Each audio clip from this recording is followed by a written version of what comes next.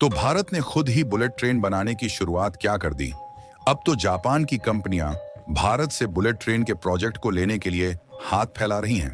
दरअसल हाल ही में भारत के रेल मिनिस्टर अश्विनी वैष्णव ने खुद भारत में इंडिजिनसली बुलेट ट्रेन बनाने का डिसीजन लिया है, क्योंकि अभी तक मुंबई और अहमदाबाद के बीच जो बुलेट ट्रेन चलाई जानी है उसे हम जापान से खरीदने वाले हैं। लेकिन जापान ने अचानक से इसकी कीमत इतनी ज्यादा बढ़ा दी कि यह हमारे लिए काफी ज्यादा कॉस्ट एक्सपेंसिव लग रहा है।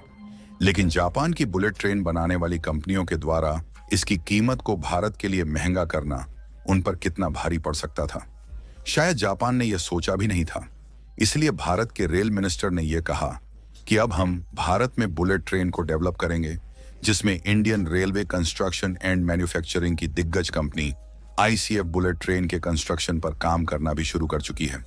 और जब जापान की कंपनियों को लगा कि भारत खुद बुलेट ट्रेन के प्रोजेक्ट पर काम करने में तेजी ला रहा है, तो जो नई नई बुलेट ट्रेन और अन्य रेलवे प्रोजेक्ट की शुरुआत भारत में की जा रही है, उसमें जापानी कंपनियां खुद काम करने के लिए भारत के सामने हाथ फैला रही हैं।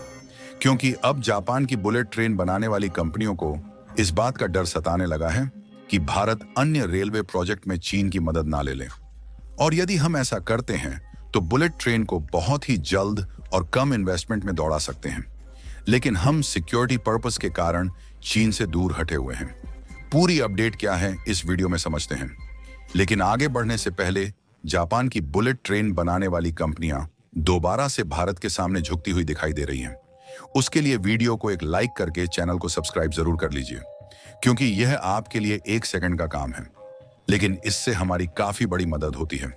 दरअसल भारत ने साल 2019 में बुलेट ट्रेन दौड़ाने का सपना देखा था और उस समय यह डिसीजन लिया गया था कि साल 2026 तक मुंबई और अहमदाबाद के बीच हाई स्पीड रेल प्रोजेक्ट को तैयार कर लिया जाएगा, जिसमें 250 किलोमीटर प्रति घंटे की रफ्तार से बुलेट ट्रेन दौड़ाई जाएगी, ताकि मुंबई और अहमदाबाद के बीच जो यात्रा का समय है वह लगभग आधा हो सके।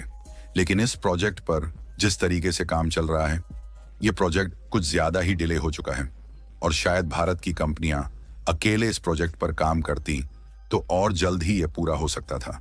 लेकिन हमारे पास बुलेट ट्रेन बनाने की टेक्नोलॉजी ना होने के कारण हमने इसमें जापान की मदद ली, जिसमें मुंबई और अहमदाबाद के बीच जो बुलेट ट्रेन के लिए कॉरिडोर बनाया जा रहा है, इसमें पूरी तरीके से जापान की टेक्नोलॉजी का इस्तेमाल किया जा रहा है। लेकिन फर्क इतना है कि जापान की टेक्नोलॉजी तो जरूर इस्तेमाल हो रही है, लेकिन इसमें काम भारत की कंपनियां ही कर रही हैं और बुलेट ट्रेन के लिए जो इन्वेस्टमेंट है वह भी भारत की तरफ से की जा रही है।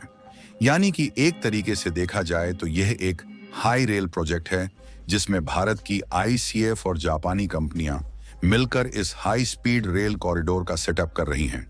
अच्छी बात यह है, इसका लगभग 80% काम पूरा हो चुका है और मुंबई अहमदाबाद के इस रूट पर जिस बुलेट ट्रेन को चलाया जाएगा उसकी स्पीड लगभग 250 किलोमीटर प्रति घंटे की रहने वाली है। लेकिन जापानी कंपनियां भारत की मजबूरी का फायदा उठाकर इसके लिए कुछ ज्यादा ही कीमत वसूलने की कोशिश कर रही हैं।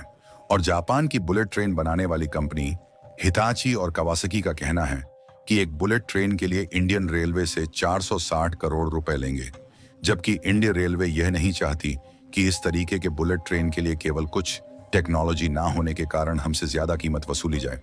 लेकिन जापानी कंपनियों को शायद इस बात का अंदाजा नहीं है कि वह भारत के लिए बुलेट ट्रेन को महंगी करके अपने आप का कितना बड़ा नुकसान कर बैठी है।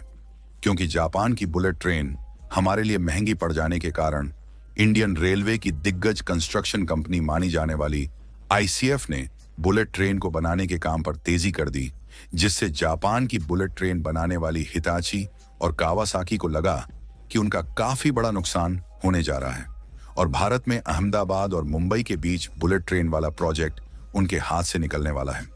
इसीलिए अब जापान की यह कंपनी भारत के आगे झुकती हुई दिखाई दे रही है। और हाल ही में खबर निकल कर आई कि जापान की हिताची और कवासाकी ये दोनों कंपनियां बुलेट ट्रेन देने के साथ साथ बाद की सुविधाओं के लिए इंटीग्रेटेड कनेक्टिविटी की सर्विस भी भारत को ऑफर कर रही है।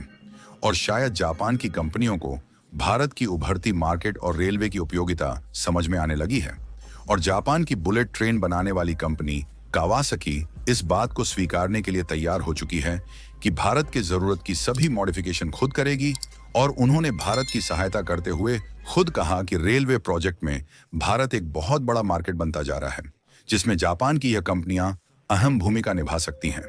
आपको बता दें कि मुंबई और अहमदाबाद के बीच हाई स्पीड रेल प्रोजेक्ट की लागत लगभग 1.2 लाख करोड़ रुपए होने वाली है। इस प्रोजेक्ट के सेटअप होने की लागत बढ़ती है, तो ऐसे में यह प्रोजेक्ट और ज्यादा डिले हो सकता है। इसलिए हमें बजट का भी विशेष ध्यान रखना है। फिलहाल इस समय जापान की हिताची कावासाकी और इंडियन रेलवे के बीच अभी भी नेगोशिएशन चल रहा है कि जापान की टेक्नोलॉजी कहां-कहां पर इस्तेमाल की जाएगी और कहां पर इसमें इंडिजिनाइजेशन रहेगा। और नेगोशिएशन से निकलकर आई रिपोर्ट की माने तो जापान की यह कंपनियां जो बुलेट ट्रेन भारत में भेजेगी, उसकी फुल स्पीड 320 किलोमीटर प्रति घंटे की होगी, जबकि 250 किलोमीटर प्रति घंटे की रफ्तार से चलाई जाएगी, क्योंकि जो ट्रैक कॉरिडोर बनाया जा रहा है इसकी कैपेसिटी 250 किलोमीटर प्रति घंटे की रफ्तार से ही रखी गई है। और यदि नेगोशिएशंस फाइनल होती है तो सबसे पहले जापान से भारत में 18 बुलेट ट्रेन को मंगाने की बातचीत चल रही है। और इन सभी ट्रेन की जो हाईएस्ट स्पीड कैपेसिटी होगी वह 320 किलोमीटर प्रति घंटे होने वाली है। इससे फायदा यह होगा कि यदि हम फ्यूचर में चाहें तो जो अन्य हाई स्पीड वाली कॉरिडोर होंगे उन पर इन बुलेट ट्रेन्स को 320 किलोमीटर प्रति घंटे की रफ्तार तक चला सकते हैं। और जापानी ट्रेन मैन्युफैक्चरर ऐसा करने के लिए इसलिए तैयार हो चुकी है क्योंकि इंडियन रेलवे की जो प्रेजेंस है वह सिंगापुर और मलेशिया में भी कहीं ज्यादा है। और भारत के द्वारा सिंगापुर और मलेशिया में रेलवे से रिलेटेड कई इंफ्रास्ट्रक्चर और डेवलपमेंट प्रोजेक्ट भारत के द्वारा पूरे किए गए हैं। और आपको मालूम हो तो भारत के द्वारा रेलवे कंपोनेंट भी इन दोनों देशों में एक्सपोर्ट किए जाते हैं। और इस समय भारत के साथ साथ सिंगापुर और मलेशिया में रेलवे के बुनियादी ढांचे को बढ़ाया जा रहा है। और जापान की बुलेट ट्रेन मैन्युफैक्चर करने वाली कंपनियों की इन दोनों देशों पर नजर टिकी हुई है। और इसी की होड़ में जापान की यह कंपनी मुंबई और अहमदाबाद के बीच हाई स्पीड रेल प्रोजेक्ट को छोड़ना नहीं चाहती। और आपको जानकर हैरानी हो सकती है कि भारत के द्वारा हर साल 20,000 करोड़ रुपए का रेलवे कंपोनेंट दूसरे देशों में एक्सपोर्ट किया जाता है, जिसके खातिर सिंगापुर और मलेशिया भी एक बहुत बड़े इंपोर्टर बने हुए हैं। यानी कि देखा जाए तो भारत की जो रेलवे के मामले में इन दोनों देशों में पहुंच है कहीं ज्यादा है। और ऐसे में जापान को यदि इन दोनों देशों में रेलवे के मामले में पैर पसारना है तो भारत के साथ रेलवे प्रोजेक्ट में पकड़ बनाए रखना काफी ज्यादा जरूरी है।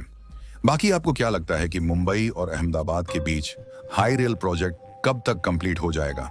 अपनी राय कमेंट में जरूर बताएं और इस वीडियो को एक लाइक करके अपने मित्रों तक शेयर जरूर करें ताकि उन्हें भी जानकारी मिल सके। इसी तरह और भी नॉलेजेबल वीडियो देखने के लिए चैनल को सब्सक्राइब जरूर कर लें। शुक्रिया।